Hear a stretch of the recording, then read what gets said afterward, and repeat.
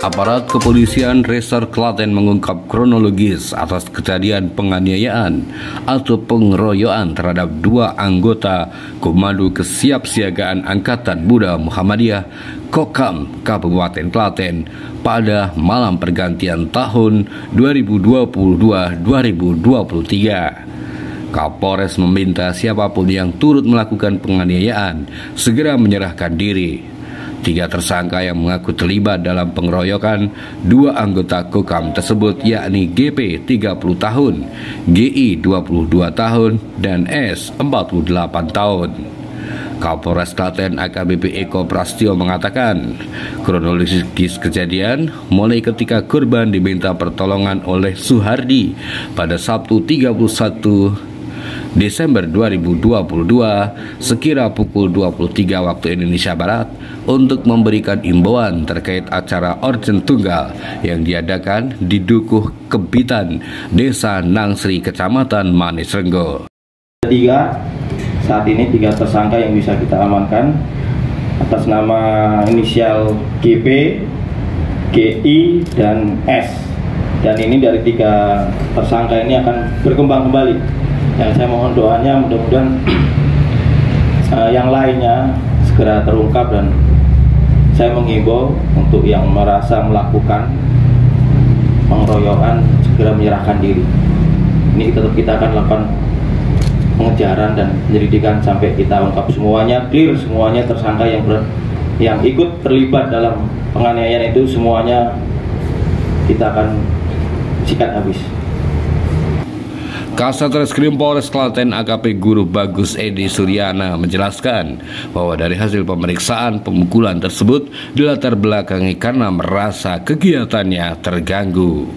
1 Desember 2022 sekitar pukul 20.00 korban selaku anggota Kokam Manis Renggo mendapatkan permintaan dari Polsek Manis Renggo untuk melakukan pengamanan kegiatan malam tahun baru, mengatur lalu lintas di Tugu Patung Bako Nangsri. Lalu pada sekitar pukul 23.00 korban mendapatkan telepon dari saudara Suhardi mengatakan untuk berkoordinasi berkaitan dengan memberikan himbauan terkait acara organ tunggal di rumah saudara Bowo yang beralamatkan di Dukuh Kabitan RT 034 RW 013 Desa Nangsri, Kecamatan Manis Renggo, Kabupaten Klaten.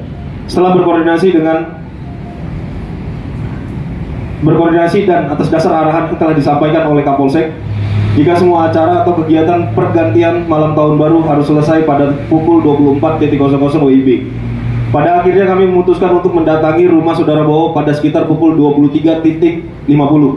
Pada saat itu tokoh masyarakat yang turut serta mendatangi rumah saudara Bowo yaitu saudara Suhardi selaku takmir masjid, saudara Sumio selaku ketua RW, saudara Mulyono ketua RT 35, saudara Suyadi ketua FPI, saudara Poniman anggota Kokam. Setelah sampai di lokasi saudara Sudardi, saudara Sumio, saudara Suyadi dan dipersilahkan masuk ke dalam rumah oleh tuan rumah saudara Bowo. Lalu korban bersama saudara Poniman, saudara Sukar dan saudara Sutar dan saudara Sarbin menunggu di luar rumah. Ada pihak-pihak yang tidak terima dan ditembak lagi di lokasi kejadian. Terdapat beberapa botol minuman keras sehingga membuat korban semakin yakin jika beberapa tamu akan tersulut emosi jika di acara dibubarkan. Sehingga korban memutuskan untuk mengambil gambar dengan menggunakan handphone berselang 3 menit kemudian.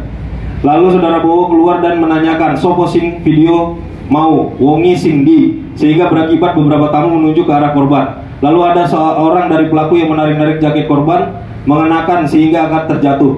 Lalu tiba-tiba dari arah belakang yang setahu korban sebanyak 5 orang memukul kepala belakang korban dan memukuli kepala bagian kanan dan kiri secara bergantian. Kurang lebih pada saat itu korban mendapatkan pukulan sebanyak 10 kali. Atas kasus ini ketiga tersangka terancam dengan pasal 351 ayat 1 KUHP tentang pengeroyokan atau penganiayaan dengan hukuman paling lama 7 tahun penjara.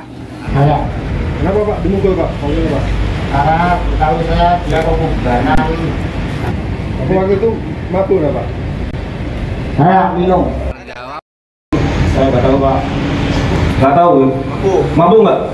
Tidak Pak. Mabuk. Ya. Jadi sama Mas.